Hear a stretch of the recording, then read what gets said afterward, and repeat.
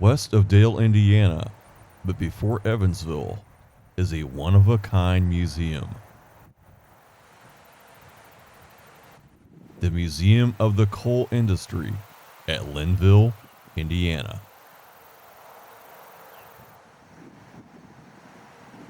Many people don't know that Indiana has a thriving coal industry, and under many southern Indiana hills are major deposits of coal.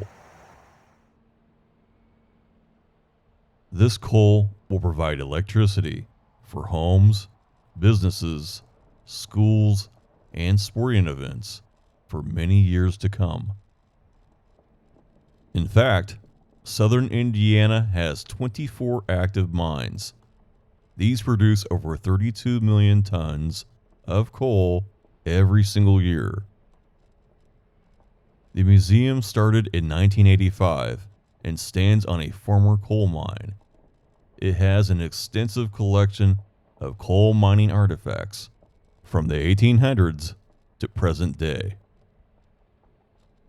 On the left is the company store, company housing where coal miners would have stayed, and a large main museum.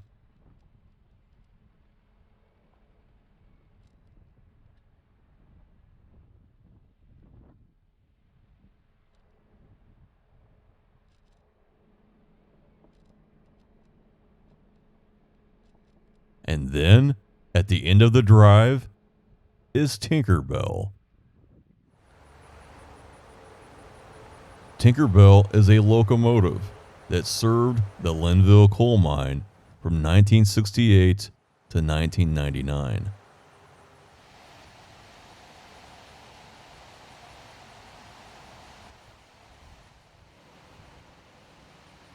It made countless trips to and from the mine for over 30 years, pulling thousands upon thousands of tons of Indiana coal.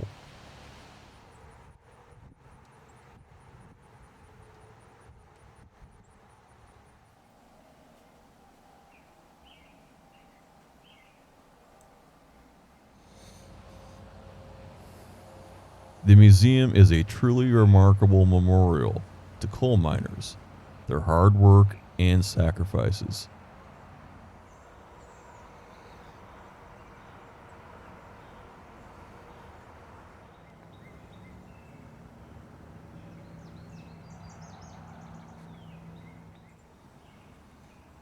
Not to mention the massive equipment that they use.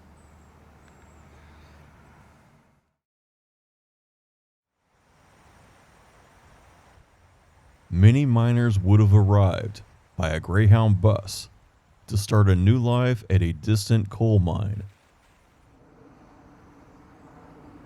One of their first stops would have been the company store.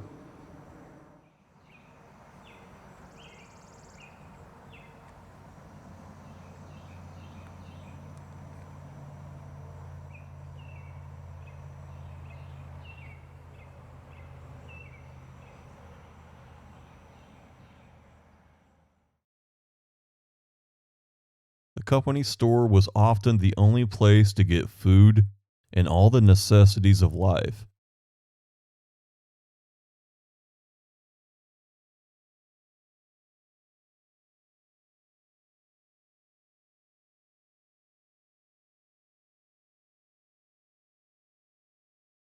Including your tools.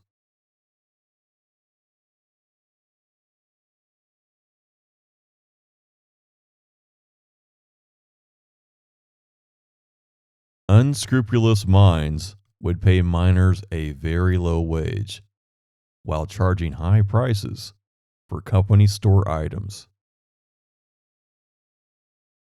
Miners would end up having to buy items on credit, and their purchases were recorded on a tab.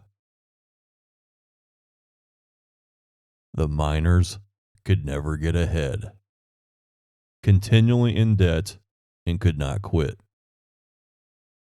Some mines even paid their miners with company coins that had no value to any place but their company's store.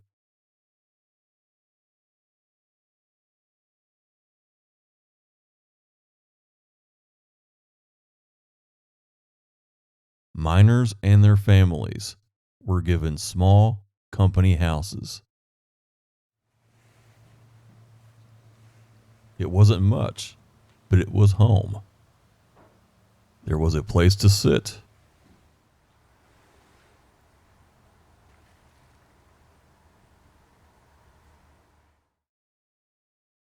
A small kitchen to cook meals.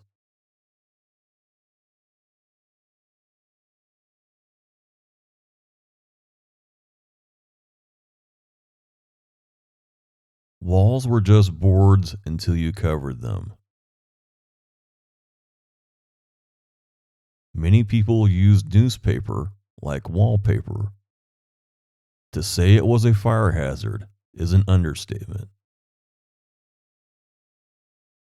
Families made their own clothes by hand and needle or on early sewing machines if they could somehow afford it.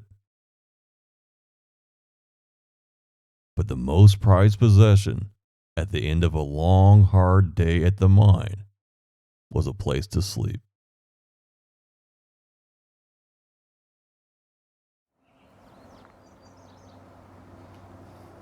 The main museum building contains one of the largest collections of coal mine memorabilia in the nation. It tells the story about the people that worked the mines, their hard work, and their struggle to unionize. Unionizing meant that miners could finally receive fair wages and safer working conditions.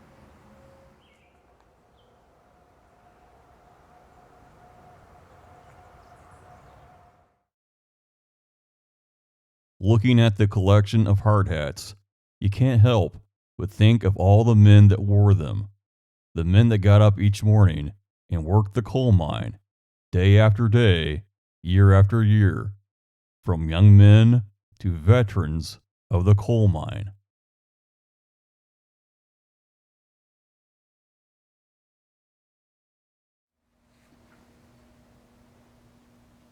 There's an immense sense of pride among coal miners, and to show that pride, men wore coal miner belt buckles with the name of the mine at which they worked or other mining scenes.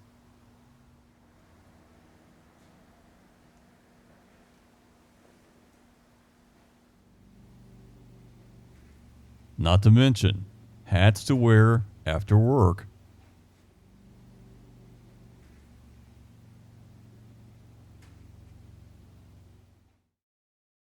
Or shirts and jackets.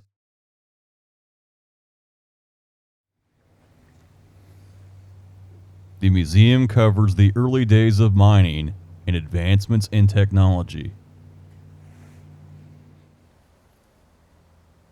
Before the creation of modern carbon monoxide alarms, miners took canaries in cages to the mines.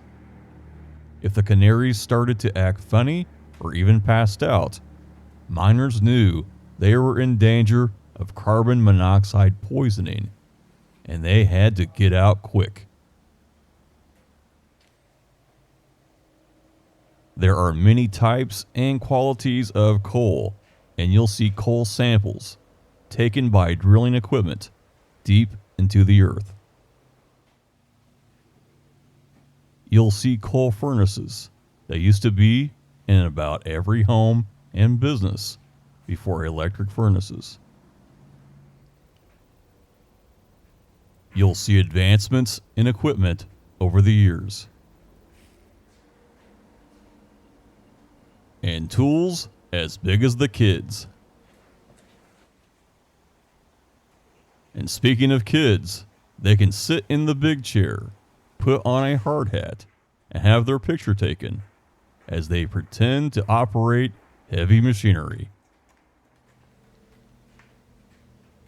There is so much to see and experience here, from records about coal miners to figurines.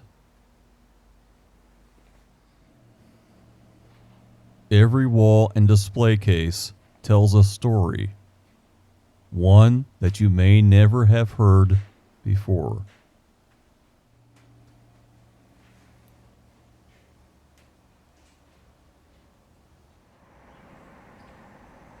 The Museum of the Coal Industry at Lynnville, Indiana. A unique and unforgettable museum.